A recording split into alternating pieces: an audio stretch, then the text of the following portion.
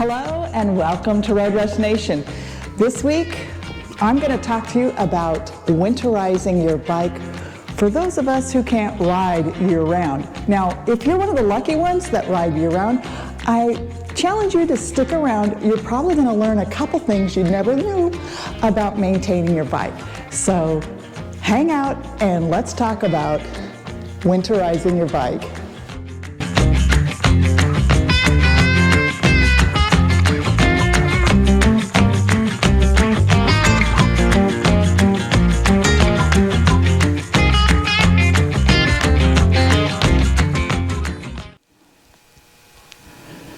Hi, I'm Terry, your host here at Road Rush Nation, and thank you so much for stopping by and checking out the channel. Really appreciate it, even if you're just coming by for a look and maybe you haven't joined the nation yet. But if you do want to join the nation, it's free. Just hit that subscribe button and you're part of us. So I wanted to take the opportunity to talk about winterizing your bike. Now, if this is the first time maybe this past year you bought yourself your brand new dream bike, and now if you're unfortunate like us and live in colder climates, it's time to winterize it. You got to put it up for a few months, and this is the time of year I don't like, is when I've got to put it up. So you'll hear the term, oh, you got to winterize your bike, and it sounds really daunting, but it's really not that bad. So there's just a few things, a few steps that you need to take to make sure that your bike is ready in the spring. Now, one of the things that I hope you can do is, you'll see we're in a garage and we've got both of our bikes in the garage. If you can put your bike inside someplace that is heated to a certain degree. Ours is not a heated garage. We actually put a space heater out here. The reason we do that also is we have a sink out here, and it gets quite cold here in the Midwest. But it also helps take care of your bike so it's not in the minus degrees. Now, there's some of us that don't have the luxury of a garage. In fact, we built a shop to put our bikes in. And well, it turned out that when I bought my F-250, it wouldn't fit in here, so my F-250 sits in the shop and the bikes are right here. I actually prefer this because then when I walk right outside to go get into our new Bronco, I get to see our bikes all year long, so that's kind of nice. But some people only have a shed and maybe that's where their bike is. That's better than nothing. But then there's others that can't even afford the shed and it's got to just sit out. I recommend you at least get a all-weather cover to put over your bike. You really don't want all that snow and that gook and that crap on top of your bike if you can prevent it. And you know what, there's some cheap, really thick ones you can get on Amazon that will at least put a cover over your bike. One of the other things too is you'll see we have the wheel chocks that we keep our bikes on. I just recently did the video. I'll put a link up so that you can check that link at the end so you can check out those wheel chocks. They're awesome because you really want to, if you can, is get your bike to where it's standing straight up. It's better for fluids, it's just better for the bike. If you can't, no worries, you can still use the kickstand. It's not going to be a deal killer. But if you can get your bike standing straight up, much better. And then you'll hear these stories about, oh, you can't put it on cement. Oh, you can't. You're going to get flat spots on your tires. No. Okay, the only time you're going to get flat spots on your tires is if your air pressure is way, way too low and you've let it sit there for like 7 months. And then you air it up, you get it going, you'll be all right. So the number one thing is have a cover. Get it into a covered space, whether that's with a motorcycle cover or you can get into a building, a garage, which a garage is actually ideal. Now, one of the things I recommend for you folks that are in areas where you might get rodents is they will get up in your wiring and you got to kind of check for that. One of the tricks that you can do is you can put sticky pads, you know, the trap pads, the glue pads all around your bike. If, say, you're in a shed, I would highly recommend it because the mice are looking for someplace warmer to be in the wintertime. You could put them all the way around. You'll find yourself picking up spiders and all kinds of stuff. It's a great way to go. But one of the other things I would really recommend is when you're up, looking up underneath in areas like this, mice love to chew on your wiring. Stick a couple of Brillo pads up in there. It'll help to keep them out of the wiring, because they're gonna go up in here and they're gonna try and nest. So if you can put a little steel wool around up in there, just remember you did it.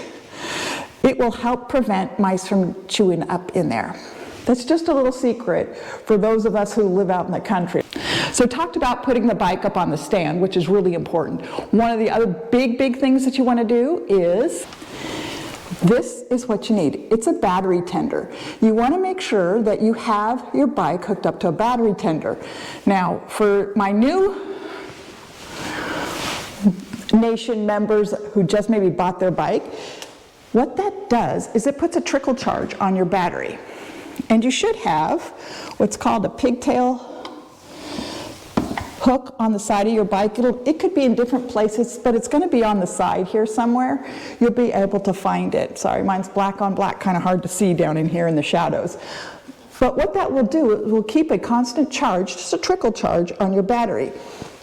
I can't emphasize how important that is, because it will keep your battery going for years.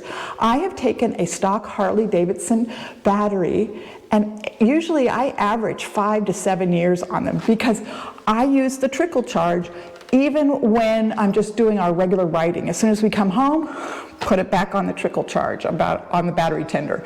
A battery tender will run you maybe about $30. It will save you. So in the springtime, when you go to start your bike up after it's been sitting dormant for so long, you will be so glad you have that trickle charge.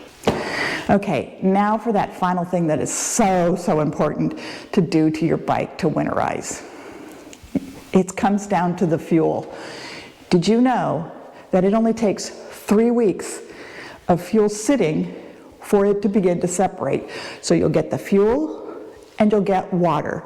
3 weeks, that's all it takes, and sometimes less depending on the quality of the fuel that you've purchased. So one of the things that you really need to make sure you do is put a fuel additive into your bike. Now there's a couple of different brands of fuel additives that you can use. We use either Stay-Bil, and it's specifically for storage, so it's made to keep that fuel from separating and causing other problems. And the other one that we will use is a brand called Seafoam, which does the same thing, just a different product. Anything that's a fuel stabilizer is what you need. So what you do is you'll fill up a couple ounces from here, put it into your full tank. You'll run the motor, so it basically, usually it says about 5 minutes. You'll run that so it gets it a good mix on that fuel, and then you're going to be able to sit. I have to say, when I was talking to Erin about our bikes the other day, and I says, I was talking about doing a little video on the winterizing, and I go, we didn't put the Stay-Bil in our bikes the last time we rode, did we? And he goes, no, because I think we expected to keep riding, and the weather just didn't hold out for us for various reasons. We can put it in now, it's not going to be a big deal. Also, we sometimes will have those days where we can, in the wintertime, where we get out and ride. It's not a problem to do this. Just when you're coming back home, make sure you filled up the tank. When you get it back home, then put your new additive of Stay-Bil in there. I will tell you, it doesn't take much to winterize your bike. You can do it. You don't need to pay big bucks to have it taken to a Harley dealership. Unless you want to, it's a great place for you to store during the wintertime, and it's safe, it's out of the elements, and you don't have to worry about theft. To me, that would be worth it just for that. But you can winterize your bike. You also want to check the air in your tires. So when when winter's over and you're ready to ride, go through, check your battery, check your air in your tires. One thing I hear from people is, you need to lift the bike up so it's off the ground. The one thing I don't recommend that for is when you lift your bike up off of the ground, what's dangling? The front wheel, the shocks. And that's not good for them to be stretched like that, be hanging for months. Just think about that. We do it this way, done it for decades, never had a problem with our bikes, and we do the winterizing ourselves. And you can too. It's real simple. The most complicated thing that you might run across is this, and it's not that complicated. Just read the back label, boom, done. So get your bike winterized, and for you that are in the warmer climates and you're not riding your bike every week, still look at the stay bill, because if your bike is sitting for a couple of weeks, maybe you're taking a vacation, maybe you're doing something, you'll want to put that fuel additive in there, especially with the separation of the water and the fuel.